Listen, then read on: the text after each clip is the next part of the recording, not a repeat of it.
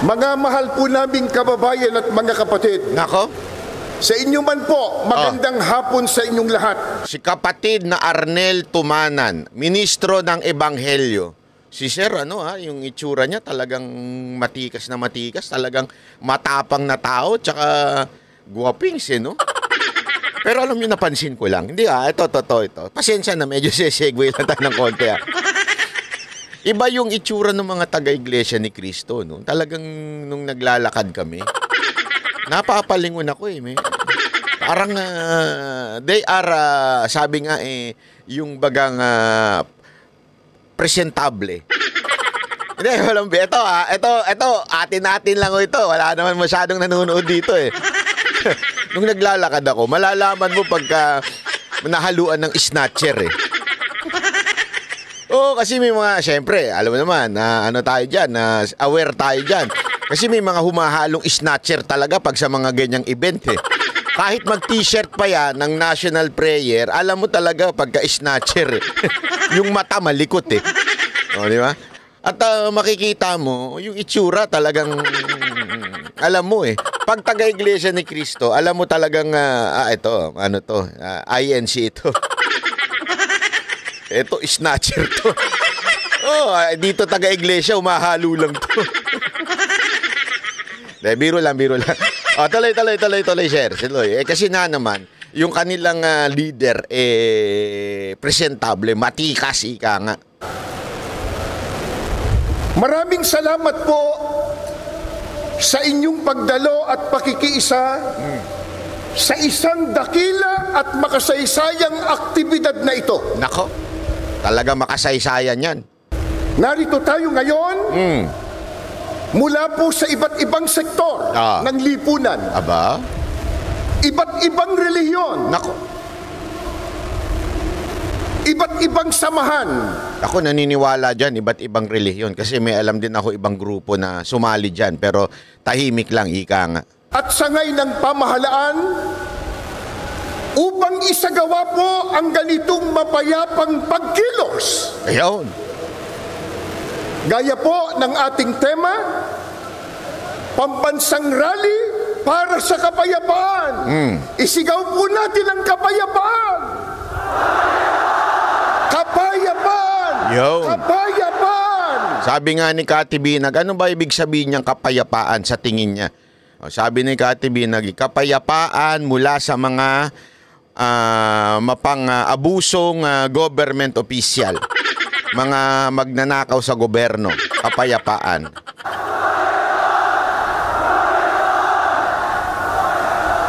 Alam niyo, nandyan po ako, nung nagsisigaw po sila, alam mo, nakakakilabot, ang dami ng tao na parang, alam mo, hanggang likod nasigaw. Talagang kasi 'di ba usually pagka minsan yung nasa harap lang. Dito hanggang likod. Kasi nakakabilib nga may TV pa hanggang dulo. As in doon sa Padre Paura ba 'yun? Tama ba ako? Oo, umabot doon yung kanilang TV, yung kanilang LED. Ang dami pa rin tao doon. Talagang yung sigawan ng tao, dinig na dinig para bagang alam mo 'yun. Malupit talaga. Maliwanag po sa atin na isang aral ng Diyos na nakasulat po sa Biblia. Ano yun, sir? Ano na po yun? dapat tayong magpasakop sa kapangyarihan o pamahalaan ng bayan. Yan.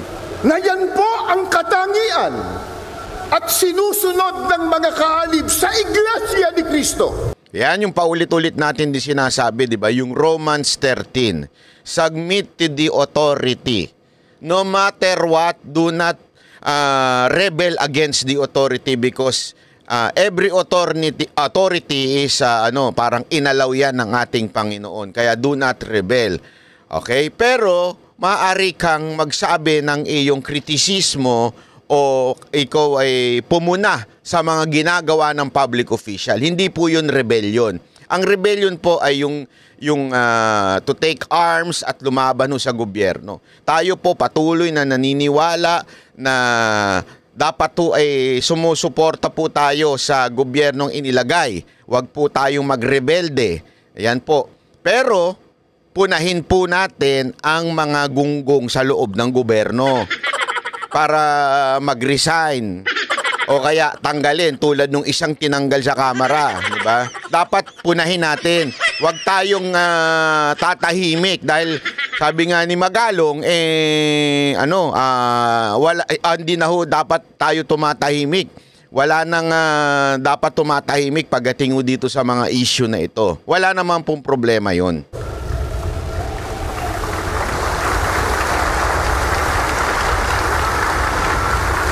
Patuloy din po nating iginagalang at pinaninindiganan ang simulain ng paghihiwalay ng pamahalaan at relihiyon na itinatadhana po ng ating saligang batas. Yun. Dahil dito, ang ating mapayapang pagkilos na ito ay wala pong bahid na anumang politika. Yun! Ni hindi po tayo nanghihimasok sa mga pinuno ng ating bayan sa pag-ugit nila ng pamahalaan. Malinaw. Hindi po natin nais makialam sa pagpapatakbo. Alam niyo kung bakit binibigyan ng basic muna yung sabi nga fundamentals. Kasi alam niyo na yung mga loyalistang tae na mga vlogger. Yan talaga yung pampagulo sa bayan eh. Yan ang salot sa lipunan yung mga loyalista na vlogger. Sila ho talaga nagpapagulo eh. Kung ano-ano ang kanilang sinasabi. Kesyo pag gagalit daw ang INC. Ang gulo nga nila eh. Sinasabi nila na walang kwenta ang INC, walang kwenta kahit sobrang dami yan. Pero at the same time, lagi naman nilang pinupuna na mali ang ginagawa ng INC, tapos hindi sumusuporta sa gobyerno. Alam mo, napakalinaw na sinasabi ho ng INC. Sumusuporta po sila sa gobyerno dahil yan po ang itinalaga ng ating Panginoon. Pero meron pong pagkakahiwalay ang state and religion. At the same time, sinasabi, wala ho kaming panghihimasok na ginagawa sa gobyerno. Ito lamang po ay isang karapatan namin bilang mga Pilipino na sabihin ang saloobin dahil yan po ay nasa ilalim ng ating konstitusyon. Hindi po sila nangingialam kung ano magiging desisyon ng gobyerno. Ng pamahalaan ng ating bansa. Ano po ang nais ng maraming kababayan po natin? Ito. At ng angaw-angaw na kaalib sa Iglesia ni Kristong narito ngayon. Ang nais po natin ay ang maliit na tinig na ngayon ay pinagsasama-sama natin para sa ating rally, mapakinggan naman ng pamahalaan. Yun pala yun eh. Maganda yung yung pasok ni Sir, ni Bossing, di ba? Na para sinasabi niya, suporta tayo. Pero nagsama-sama tayo dito para naman mapakinggan ang saloobin ng bawat ordinaryong Pilipino. Ang problema kasi sa gobyerno na ito, takip na ang kanilang mga tenga. Pag ikaw ay nagsalita laban o nagbigay ng kritisismo, ang tatawagin sa iyo troll, tatawagin kang fake news. Hindi na ho sila nakikinig sa bumoto sa kanila. Yun ang problema. Kaya sinasabi ngayon ng INC na nagsama-sama sila upang maging isang tinig at makinig naman ang mga nakaupo diyan sa gobyerno, lalong-lalo na diyan sa Quadcom, lalong-lalo na diyan kay Romualdez at yung kanyang mga bataan ang nyayabang pa. Ay nako. Pero tuwing eleksyon naman ay lumuluhod sa harapan ng Iglesia ni Cristo. Diba, totoo naman yan. Huwag na tayo magmaang-maangan. Lahat kayong mga congressman, kayo lalong-lalo ka na sigurado ako, si Romualdez. May nakita nga ako dumalaw kayo. Ibig sabihin, pagka-eleksyon, kayo ay lumuluhod dyan sa Iglesia. Pero pag tapos na eleksyon, kinakalimutan nyo na ang saloobin ng mga bawat Pilipino. Yan ang talagang katarantaduhan ninyo.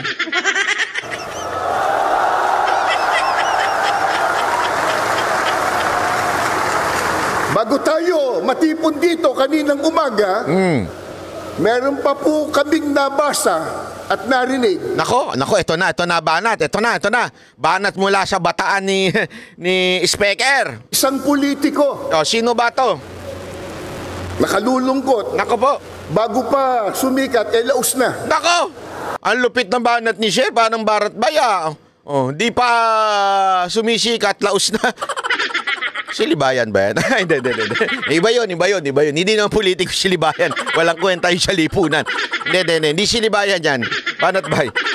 Hindi kasi minsan ganun yun eh. Hindi pa sumisikat, laos na. Pero iba yung tinutukoy ni Sir. Iba. Itong tinutukoy ni Sir. Sino kaya yan? Eto, play natin.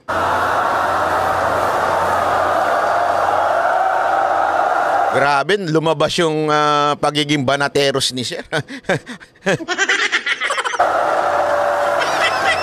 Nang makita po ang milyong ito, milyon na dami ng tao, abay sinabi niya kanina, kahit marami yan, minurya pa rin sila. Ay! Iyan daw sinabi, kahit madami yan, minority pa rin sila. Aba, tingnan nga natin kung sino itong politikong ito. Tingnan nga natin kung meron ba talaga ang ito ay karapatan na magsalita o ito ay isang walang kwenta sa lipunan. O tingnan nga natin. O, ayan, ayan, nagtatago pa. Ayan! Ano ba yan? Mukha pa lang. Naiskandalo na ako. Ito talaga si Madam, oh. Laos na. Umihirit pa. O sige nga, ano ba sinabi mo? Daldal ka kasi ng daldal dyan. Magsama na lang kayo ni Junel. Well, let's see. Because we have to tie this up to the survey results. The survey results clearly say that most Filipinos would prefer impeaching VP Sara at this point. Nako, yung survey na yan. Alam naman natin yung survey na yan. Talaga namang minamanipula ang survey na yan. Ang bilis nila mag-survey. Kaano lang nung impeachment. May survey kaagad, di ba? Pinaliwanag na natin yan. December pa lang. Yung unang impeachment na pinasa sa Kamara, by after a week, meron na kagad resulta yung survey. Nakaprepare na. Malaking katarantaduhan.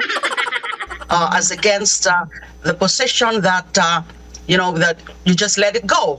Let go all these allegations against VP Sara. Nako. So, well, yes, this INC rally may be able to really have great numbers on the streets for purposes of that supposedly peace and unity. Nako. But it's still supporting a minority position. Nako po!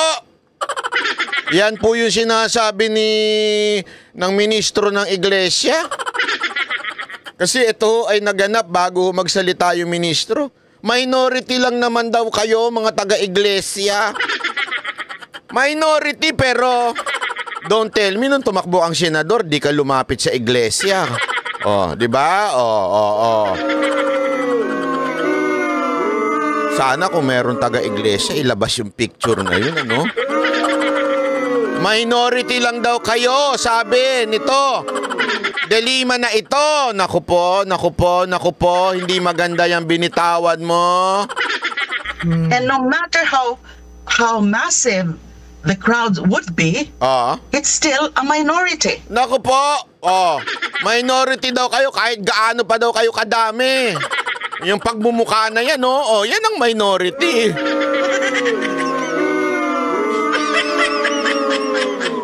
Madam, medyo lumayo-layo kayo sa akin. Parang... Ay, nako. A minority position is a minority. So, a minority position is a minority. Talagang nilait-lait kayo. Minority lang kayo. Yan ang sinasabi ng dilema na yan sa INC. Wala kayo. Wala kayong bilang. Sabihin ba naman ng dilema, wala kayong bilang INC. Minority kayo. Naku, kaya kung ako sa inyo, kung may picture kayo na lumapit si De Lima sa inyo nung tumakbo siyang senador, ilabas na yan. Ilabas na yan. I'm not sure whether such an action would have much effect. O wala daw. Yung action ninyo, wala naman daw epekto. Bali wala daw yung ginawa ninyo. Nako, De Lima. Si De Lima pag nagsasalita parang kakainin ka, no? Gago! Hindi, laging ganyan, no? Ang posisyon niya. Naku naman.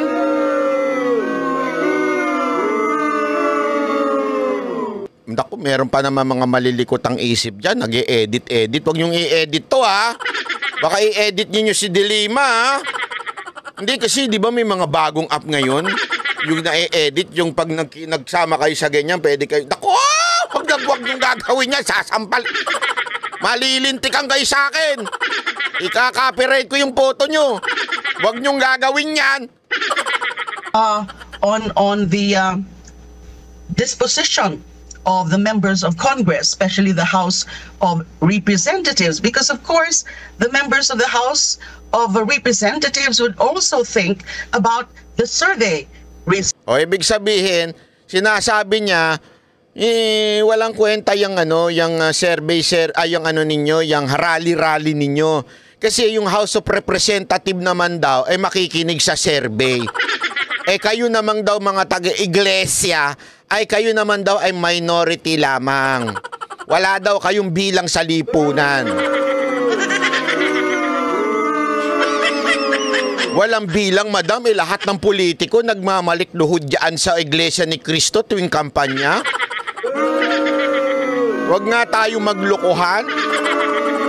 Hindi, alam mo, hindi po ako taga-Iglesia ni Cristo, pero isang bagay na nakikita kong maganda sa Iglesia ni Cristo ay yung pagiging united nila as one, especially during the election, 'di ba? Although paulit-ulit naman nila sinasabi hindi po sila nangingialam, sila po ay hindi nga daw nila nilalabas. Ang purpose kasi ng kanilang black voting, yung tinatawag na iisa ang binoboto, ay para lamang po sa kanilang mga kapatiran, yung mga kaanib, yung mga kasamahan lang nila. Ibig sabihin, hindi sila nag-i-endorso ng sino mang politiko. Kasi nilalabas nga nila yun gabi before the election. Para hindi malalaman ng ibang tao kung sino yung gusto nilang tumakbong manalong senador o kaya gusto nilang maging presidente, hindi nila inilalabas sa labas ng kanilang iglesia. So basically, tama yung sinasabi nila, they are not endorsing anyone sa public. Sa madaling salita, parang ako, pamilya, halimbawa lamang, wala pa rin naman Wari ako'y tatay. Doon lang sa anak ko. Yung anak ko, ginagabayan ko. Anak, eto iboboto natin ha. Kasi siyempre, yung mga anak, humihingi ng guidance yan sa kanilang magulang. Ito ang boboto natin kasi ganito ito. Ito, ganito si ganito. Kaya ito boboto natin, di ba? Parang ganun sa kanila. Yung pamilya nila, yung kanilang kaanib, ito boboto natin kasi ito yan, ganito yan, Yun lang yun. Pero hindi nila sasabihin sa kapitbahay na, ito pag di nyo to binoto, mga gago kayo. Hindi kasi ganyan nung panahon ng election 2022. Yung mga kaibigan mo na hindot. Totoo naman yung mga kaibigan ninyo na tanda ko nun, yung mga kaibigan ko nun, in-unfriend ako. Lalo na yung mga nakasama ko sa ibang bansa. Lahat sila nag-unitae. Galit na galit sila sa akin. Sabi na, hindi ka pala Duterte. Hindi ka nag-unitae. Hindi ka pala Duterte, galit na kami sa'yo. Pinagmumura ako. Pati yung mga followers ko dyan. Kilala nyo kung sino kayo, lumipat kayo sa kabilang kampo. Tabi ko sa inyo, babalik din kayo. Diba? Ngayon, sising-sisi kayo. Prensi-prensi uli kayo, like uli kayo. Hindi, wala namang problema. Okay lang naman. Ako naman mapagmahal. Ibig sabihin, kahit sino mamahalin ko. Lalo na. Hindi, biro lang po. Mapagmahal po ako. Kung humingi na kayo ng tawad at na-realize nyo na nabudol kayo, walang problema yan. Mamahalin ko kayo uli. Siguro din nyo naman, huwag nyo nang ulitin. Pabihira, nabudol na kayo nun. Tapos, ngayon, uulitin nyo na naman. Huwag naman nyo araw-arawin. Ha? Tuloy natin itong si, results. So unless the INC would back up its rally with the threat not to deliver the so-called block votes to pro-impeachment congressmen, then I'm not seeing much effect. Sabi niya, unless daw, yung kanilang sinasabi dyan, ita-translate nila doon sa block voting. Madam, napaka... Attorney Libayan po ba kayo? Estudyante po ba kayo ni Attorney Libayan? Parang wala akong kayong common sense, ha? Siyempre, matik na yan. Matik na nagbigay na sila ng position in public. Matik na yan. Ako, sa tingin ko, common sense na lang naman yon. Kung sino man na magtulak ng impeachment, sa tingin ko, hindi nakakargahin ng iglesia yun. Ayaw nga nila yun, eh. Ayaw nga nila ng gulo. Gusto nila kapayapaan. Tapos may manggugulo, sa tingin mo, susuportahan pa nila. Ano ba naman common sense yan, madam? Sabi ko na, di lahat ng abogado matalino, eh. Kasi sinasabi niya dito, unless, mga ganun pa siya, unless, di ba? Ay magta-translate yun sa kanilang black voting. Hindi, eto. Kayo mga kababayan ng tatanungin ko. Ako, ito lang, sa tingin ninyo ba, yung mga magpo-pro-impeachment, yung tutulak ng impeachment dyan sa Kamara, sa tingin ninyo susuportahan pa ng iglesia? Hindi para nyo na rin sinabing walang paninindigan ng iglesia. Ganun na sinasabi ninyo, eh. Di ba? Imposible. Against nga po sila. Ang gusto nga ho nila, kapayapaan. Paulit-ulit nila sinasabi yan. Kahit kami po nag-interview dyan, ang laging sinasabi ho ng mga membro, kapayapaan. Ayaw na namin ng politika. At tupagin ninyo ang mga pangangailangan ng mga ordinaryong Pilipino. Kaya kung sino man ang mag-ano ng impeachment, nilalabanan nila. Kaya nga sila nag-rally. Kasi nilalabanan nila impeachment. Tapos, hindi naman nila itatranslate. Ano yun? Common sense naman, madam. Ano to? Common sense left the earth? Pambihira naman, oh. Of this action, in order to, push for the impeachment of VP Sara. Oh, ayan na. Ano, madam? Ha? Hindi ka pa susuko? Sigurado ako, pustahan tayo. 100%. One of these days. Babawi ito. Babawi ito sa iglesia. Sasabihin niya, hindi naman totoo yung iba naman yung ibig ko sabihin. Na misinterpret lang ako. Ang linaw pa sa malinaw, eh. Ano misinterpret dyan? Walang misinterpretation dyan. Galing mismo sa iyong bunganga. Na mahilig sa, sabi nila, sa saba daw. Totoo po ba yun, Madam De Lima? Mahilig po kayo sa saba? Hindi, ako, yung saba na saging, kayo talaga. Dudumi ng isip niyo. Mahilig po ba kayo? Kasi yan na nakikita. Di ko nga alam bakit yan ang nilaging nakikita ko, eh. Mahilig daw kayo sa saba. Totoo po ba yun, kagalang-galang na De Lima? Totoo po bang mahilig kayo sa saba? Anong klaseng gusto nyo saba? Yung maitim? Hindi, kasi may mga ganon, yung gusto nila, yung medyo hinog na. Maitim-itim na yung saba. Di ba? Yung meron ako niya, mahilig din ako sa saba, eh. Kaya wala namang masama mahilig sa saba. Yung akin nga lang, gusto ko yung press na press. Yung totoong saba. Ang pangit. Hindi, mahilig talaga ako sa saba. Lagi ko yung ini-air fry. Kayo, madam, anong hilig ninyo? Malaki o maliit na saba? Bakit mo ba tinatanong, Banatbay? Hindi, kasi papadalan ko si madam ng saba. Kasi magaling ako magluto ng saba. Kung gusto ni madam, tinaw, naka-smile na si madam. Madam, kung gusto nyo ng saba, sabihin nyo lang sa akin, padadala ko yung saba. Marami akong saba dito. Okay? Ito. Tuloy natin yung sinabi ni Sir. Paano niya ba binanatan itong statement ni De Lima? Pero hindi niya na pinasikat.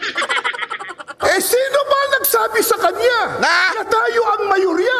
Tama nga naman. Sino ba nagsabi sa'yo na sila ay ang majority. Wala naman sinasabi. Ito, lagay natin yung picture ni Madam para masaya. Habang nagsasalita si Sir, lagay natin tong picture niya sa baba. Ayan. Sino ba nagsabi sa'yo?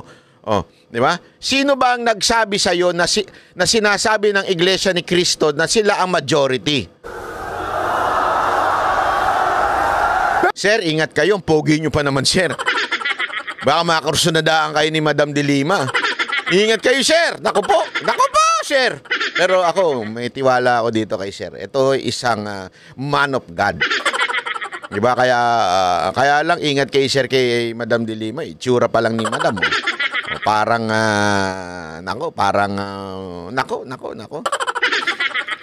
parang babawi. Yun! Baka naman sabihin nila. Hindi, feeling ko babawi ito si Madam eh. Bukas na bukas din, babawi ito.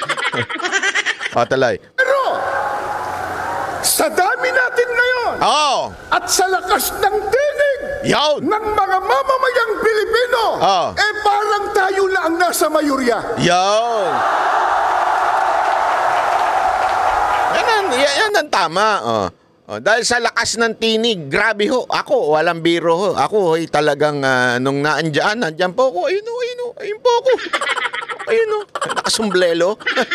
Hindi, lakas ho talaga ng tinig nila. Talagang, hindi lamang po ito ay literal. Ito talaga ay masasabi natin kasi, mantakin mo, during that, meron sinibak agad. Meron agad sinibak, di ba? Gago! Ganong kalakas ang tinig ng mga taiglesia ni Cristo. Meron kaagad isinakripisyo. Di ba? Alam nyo na yun. Ang totoo, na ito sana ay maunawaan at maintindihan ng marami, lalo na ng mga namumuno sa ating bansa, na itong ginagawa po natin, mga mahal naming kababayan, sa pangunguna ng Iglesia ni Cristo, ay pagtulong natin sa pamahalaan. Yun.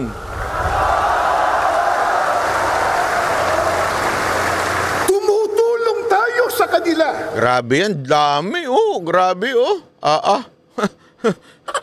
Ni Cristo ay pagtulong natin sa pamahalaan. Ayan bakit pagtulong sa pamahalaan?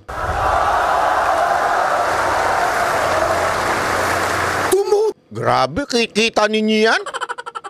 Grabe Tulong tayo sa kanila na kanilang makita, na kanilang madama ang tunay na damdamin ng taong bayan na naglukluk sa kanila. Yan, ang ganda nun, Sir. Maganda yun, sinabi nyo, Sir. Panalo yun. Tama yun eh. This is the purpose. Diba? Kaya tayo meron sa konstitusyon na protektado ang ating freedom of expression para humadinig nila. Kasi nagbibingi-bingihan na itong gobyernong to, lalo na yung speaker natin. Akala niya tuwan-tuwa pa rin sa kanila ang taong bayan. Pati si Marbil, isama nyo na dyan. Akala niya tagumpay yung kanyang laban sa peace and order. Alam mo, isa yan sa problema ng Pilipinas ngayon, peace and order. PNP Chief Marbil. Tila natutulog kayo sa kangkungan. Anong nangyayari? Bakit kaliwat kanan ng krimen? Dahil yan sa bloodless ninyo na sinasabi nyo. Laban sa war on drugs, yung bloodless war on drugs. Bloodless doon sa mga adik, drogista, mga pusher. Pero doon sa mga inosente, abay kaliwat kanan ang dugong makikita ninyo. Diba ho? Sana magising na ho ang gobyerno na ito. Yan lang naman po. Ako, nakikiisa ako. Sabi ko nga sa inyo, paulit-ulit ko sinasabi yan. Ayoko po ng madugong rebellion. Hindi ko gusto yan. Ayoko ng rebellion. Ever. Pero dapat magising po ang mga nasa gobyerno. Na sandali, ang tindi na ng presyo ng bilihin. Wala nang direksyon yung ating ekonomiya. Grabe na yung utang ng bansa natin. Grabe na yung pamimigay ng pera ng mga Pilipino. Pera namin yan. Tax namin yan. Huwag nyo namang ipamigay doon sa mga tamad. Mga Nawalang galang na share ha sa iglesia. Nakakapagmura po talaga eh. Bakit tayo ang mga nagtatrabaho, nagbabayad ng tax, tapos yung mga lintik na tamad, ibibigyan natin ng pera? Dahil botante? Kaya namimigay kayong mga congressman ng tupad at kung ano-ano pa, akap, kung ano-ano pa? Kaya nabuo yung 777 gang na yan? Di ba nakakawalang yaho eh? Totoo lang ha, nakakawala. Hindi ako nagbibiro. Yan ang isang bagay na nakakapikon. Masakit po kasi sa akin na magbayad ng tax. Sino? Wala naman siguro sa atin dito pang nagbabayad ng tax. Enjoy na enjoy. Ang saya magbayad ng tax. Oh, ito na tax ko. Ito na. Ito na. Bawasan nyo na. Ito na. Meron ba sa atin ganun? Habang nagbabayad ng tax, tuwan-tuwa. Di ba? Marami sa atin malungkot pag nagbabayad. Anak ng wewe, hindi naman namin maramdaman, tas magbabayad ka. No choice ka eh. Sa bawat purchase mo, may tax dyan. Di ba? Batik na. Ang dami yung bawas na tax eh. Di ba? Tapos, kanino mapupunta? Doon sa mga tamad, sa mga tambay. Doon sa mga nagmamarite sa karsada. Doon sa mga nagsusugal. Bibigyan natin sila para may pangsugal sila. Mga sira pala ulo nyo eh.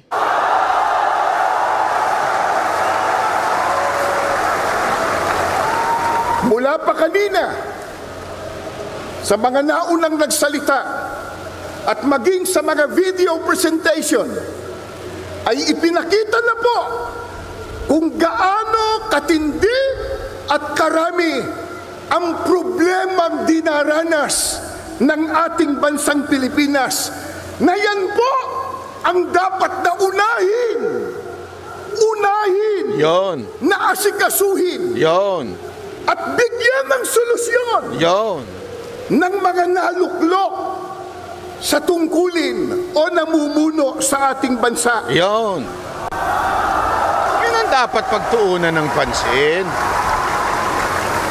Hindi kung ano-ano. Nakanulungkot ang inuuna ng iba sa kanila. Ano daw?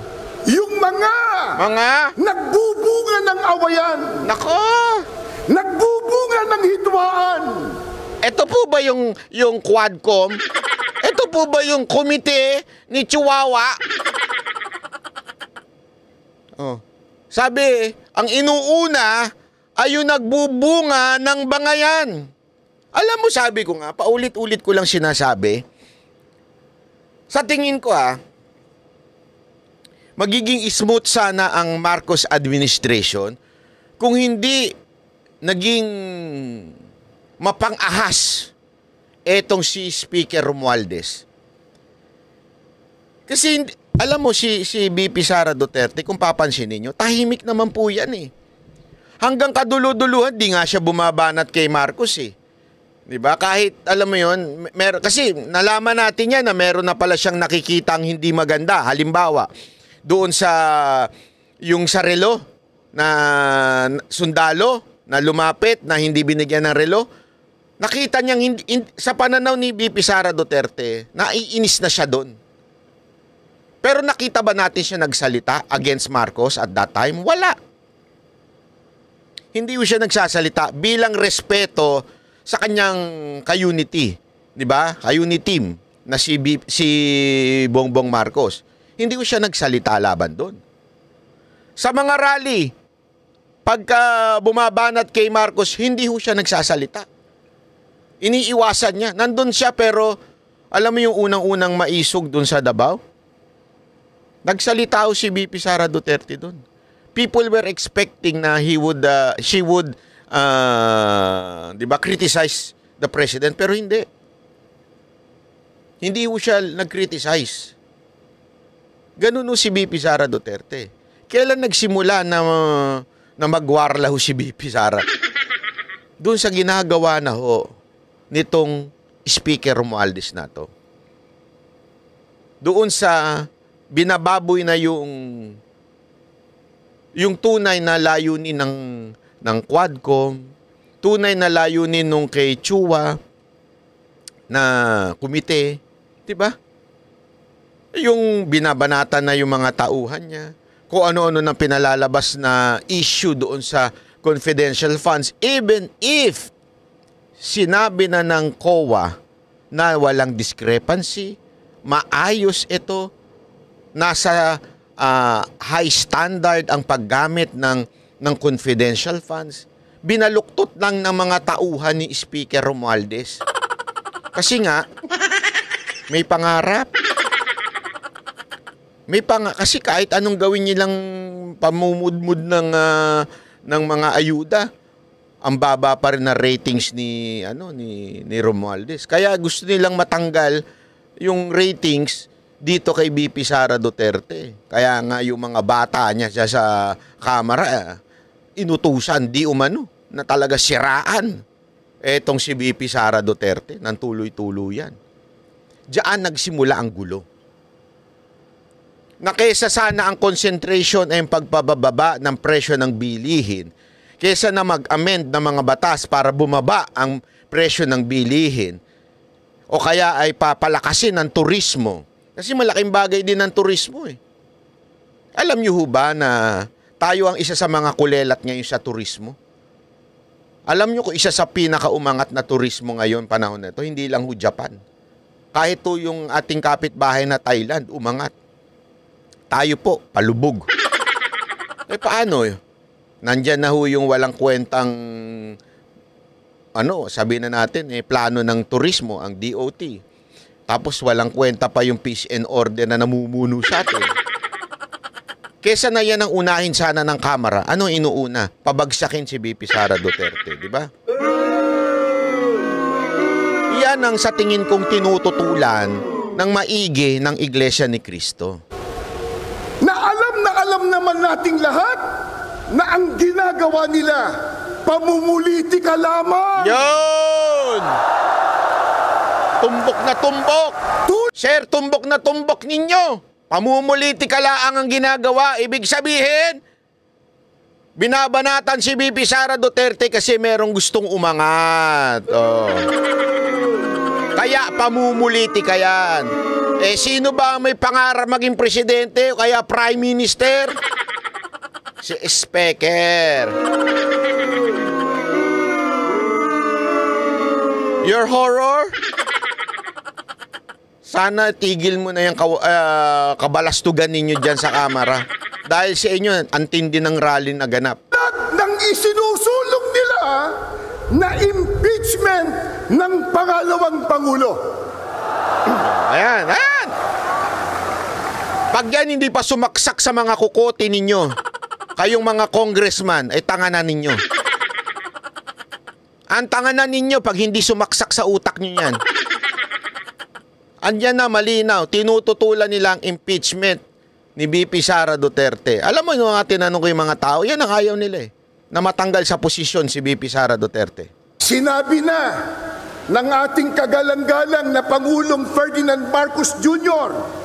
at alam na po ng marami nating kababayang Pilipino na ang totoo nating lahat. Kasi po, kahit mahihirap lang ang maraming Pilipino, manurunong naman tayong umintindi. Ayaw! Hindi tayo mangmang! Yun! Isigaw nyo nga, hindi mangmang! Hindi mangmang! Hindi mangmang! Hindi mangmang! Oh. At lalong hindi... Alam nyo kung bakit sinasabi nilang hindi mangmang? Kasi itong mga congressman nito, ginagawan tanga ang bawat Pilipino. Na lagi nilang sinasabi, this is an aid for legislation. Ulul! Gago! Walang in aid of legislation dyan sa Quadcom. At saka dyan sa committee ni Chua, yan lay lahat ay paninira lang kay BP Sara Duterte. Sinong niloko ninyo? Kaya nga sinasabi namin, hindi kami mangmang. Kayo mangmang gamit. Tayo bobo. Oh, hindi tayo bobo. Grabe si Sir. Bilib na ako dito. Palakpakan natin. May pahabol pa. May pahabol pa. Hindi tayo bobo. Ito pahabol ni Sir. Hindi bobo. Grabe. Oh, yan. Kayong, this should be, ito ang dapat ninyong marinig. Kayong mga hindot na mga congressman dyan. Hindi bobo ang taong bayan at hindi bobo ang bawat Pilipino na para maunawaan na ang ginagawa ninyo ay isang pamumulitika lamang. Hindi bobo mga Pilipino na yung ginagawa ninyo ay pagsunod laang sa inyong boss. Hindi bobo mga Pilipino na kaya nyo ginagawa yan para manalong presidente ang inyong boss. Hindi kami bobo. Kayo ang bobo. Yan ang katotohanan. Kayo ang bobo. Bakit? Akala ninyo, naloloko nyo kami, pero ang totoo, namulat ang aming pag-iisip na kayo ang talagang nanggugulo sa bayan natin. Hindi kami bobo, kayo ang bobo.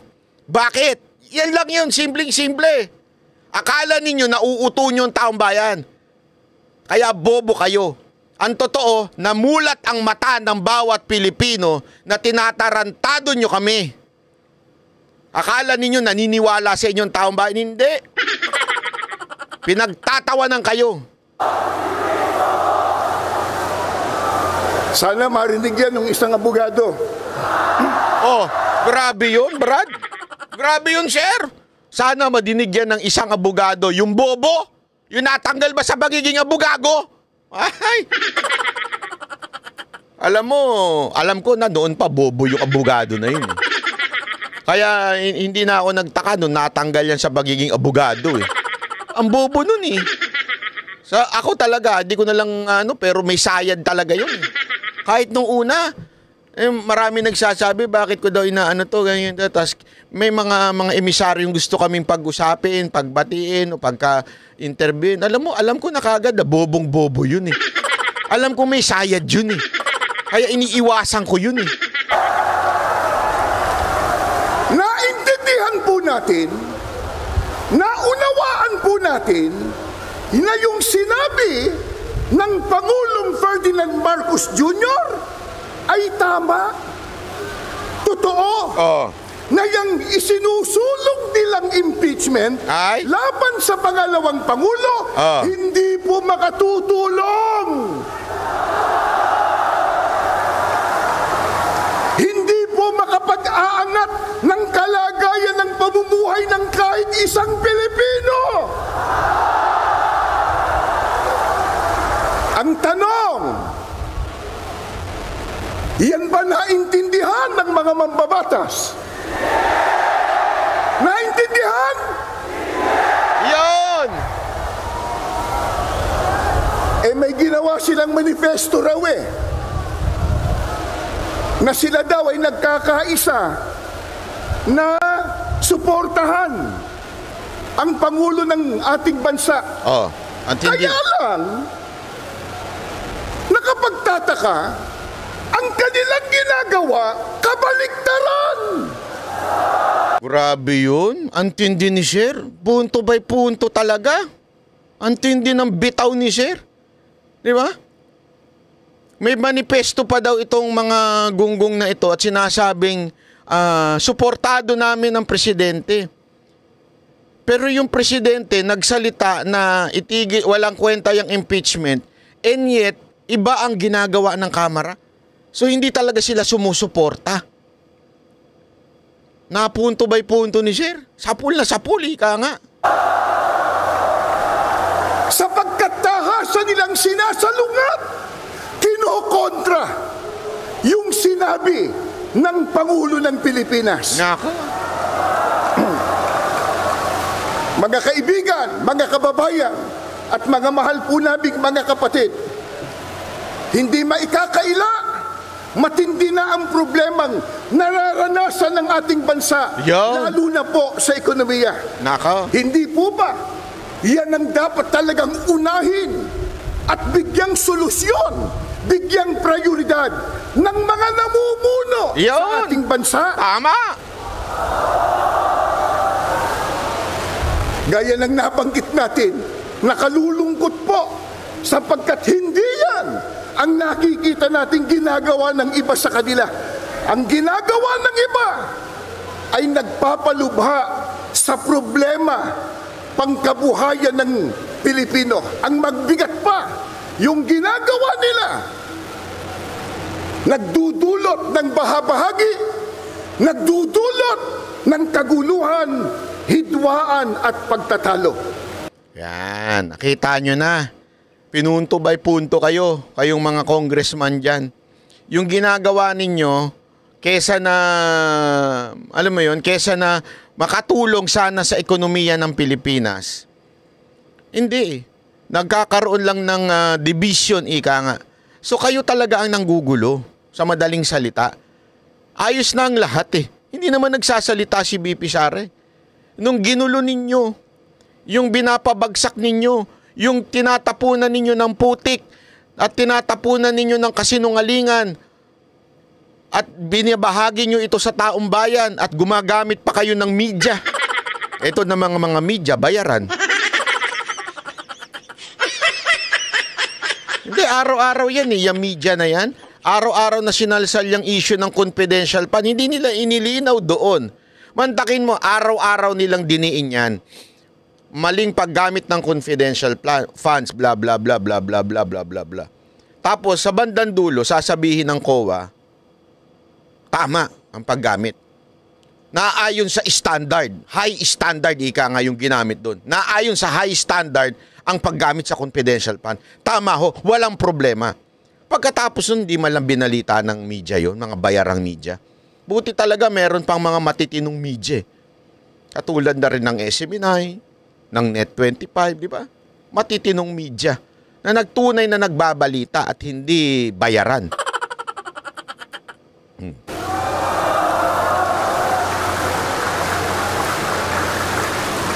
Alam po ng lahat, marami ang naghihikahos.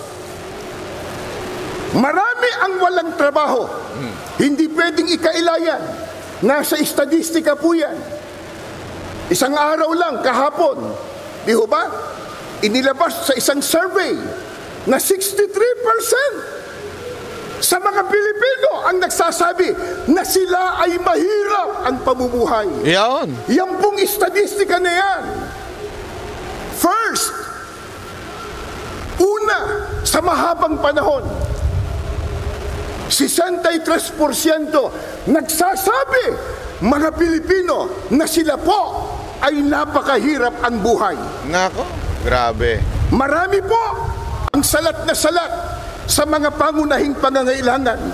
Pagkatapos, nakalulungkot pa, hindi matapos-tapos ang mga kalamidad sa ating bansa. Sunod-sunod na mga bagyo, pagbaha, pagputok pa ng bulkan, at nariyan pa po ang mga digmaan at kaguluhan sa iba't ibang panig ng mundo na sa ayaw man po natin at gusto, maaapektuhan tayo. Ito po ang dahilan. Kaya ating kinakatigan ang ipinahayag ng ating Pangulo na hindi tayo sang-ayon sa impeachment ng Vice Presidente. Dahil nakakaabala lamang yan, yung ganyang mga proceedings, sa pagbibigay po ng solusyon sa mga problemang ating nararanasan. Ayun talaga ang tunay na problema ng bayan natin. Yang kaguluhan na yan, yung pangarap, yung pagiging greedy ng isa dyan na maging presidente, yan talaga ang nanggulo sa bayan natin eh. Kung hindi naman greedy maging presidente yan, hindi niyan gagastusin yung akap-akap na yan, di ba? Hindi niya sana sisiraan si BP Sara Duterte. Eh dahil nga sa greedy sa kapangyarihan, gusto niya, kanya na sa susunod. Baka gusto niya wala pang botohan, di ba? Kasi bakit? Eh, yun ang una nilang hakbang yung putang inang... Sorry ha. Bakit putang ina? Kasi PI. Yung People's Initiative. Ang equivalent po niyang PI na yan, alam na ho natin, di ba? Yung People's Initiative na yan, eh yan po ang para wala ng eleksyon na magaganap at iboboto na lang ng mga mambabatas kung sino yung magiging Prime Minister. Sa tingin ninyo, sino magiging Prime Minister by that time? Walang iba kung hindi si, yung greedy. Sa bagay po, maliwanag ng tinalakay ni Congressman Marcoleta. Yun. Yung impeachment per se. Hindi naman... Kita nyo, dyan pa lang pinapaliwanag na nila yung sinabi talaga ni Congressman Marcoleta. Kasi nauna si Congressman Marcoleta nagsalita. Di ba sinasabi ko naman sa inyo, kung hindi sila sang-ayon sa sinasabi ni Congressman Marcoleta, abay sa malamang hindi nila pinayagang magsalita yun. Pero dahil pinayagan nila magsalita, kaisa-isang politikong pinayagan nila magsalita dahil kaanib nila at dahil pareho nila ng paniniwala, kaya nga nila sinasabi ngayon, pinaniniwalaan o sumusuporta sila sa sinasabi ni Congressman Marcoleta. Tayo tutol doon sapagkat itinatadhana talaga yan ng saligang batas. Kaya lang, dapat dumaan sa rule of law. Yan. Dapat po ayon sa batas. Hindi ayon sa gusto lang nila. Yon. Paano mangyayari? Gumagawa ng batas, manlalabag ng batas. Grabe.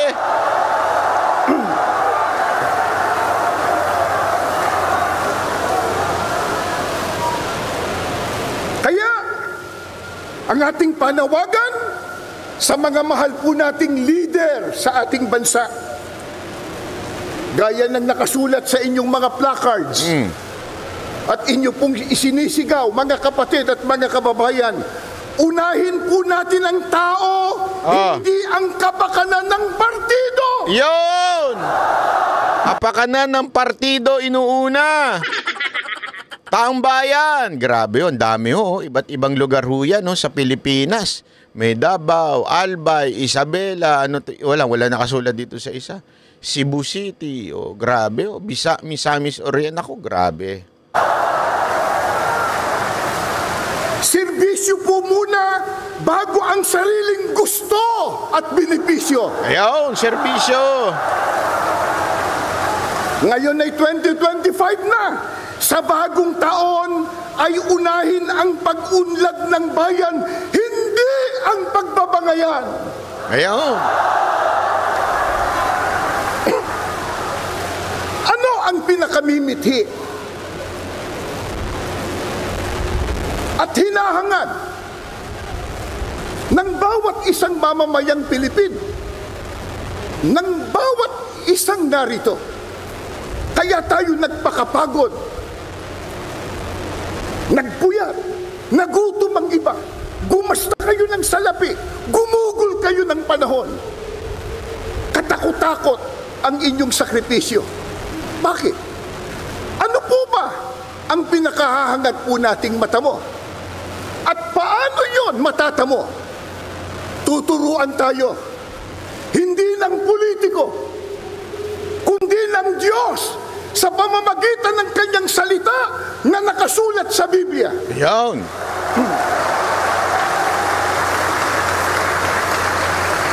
Ano po ang turo ng Biblia para matamo ang pagpapala, ang kabutihan, at ang kaligayahan? Pakinggan nyo, bubuklat po ako ng banal na kasulatan.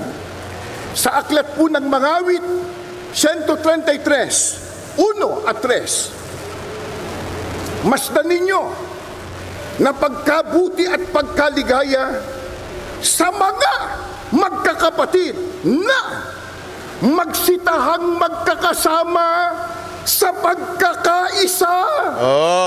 Saan daw po? Sa pagkakaisa. Gayaan niya ng hamog sa Hermon na tumutulo sa mga bundok ng Sion, sapagkat doon pinarating ng Panginoon ang pagpapala sa makatwidbagay, ang buhay na magpakailanman. Ano po ang turo ng Biblia? para makamit po natin ang pagpapala, ang kabutihan at kaligayahan. Ang sabi po ng Panginoong Diyos, pagkabuti at pagkaligaya sa makatwid. Ito, mabuti sa Diyos. Kung minamasama ito ng ibang mga tao, sa Diyos, mabuti po ito. Ano po ang sabi ng Biblia? Masdan yung pagkabuti at pagkaligaya sa mga magkakapatid na magsitahang magkakasama sa pagkakaisa. Mga kababayan at mga kapatid, ano ba itong ginagawa natin ngayon? Pagkakaisa. Sigaw natin uli. Pagkakaisa. Pagkakaisa.